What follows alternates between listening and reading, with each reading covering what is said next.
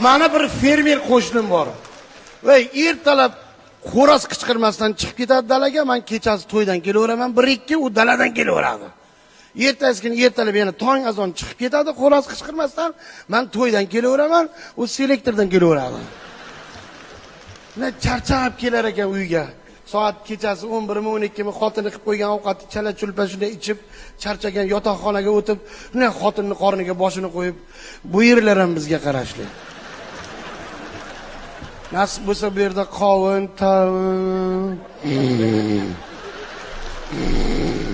uxlab ekan.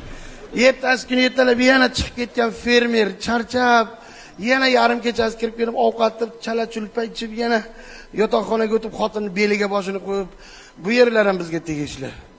Nasib bo'lsa bu yerda arpa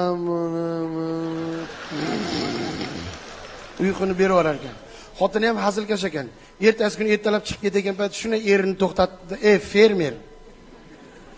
Eksang tezroq ek.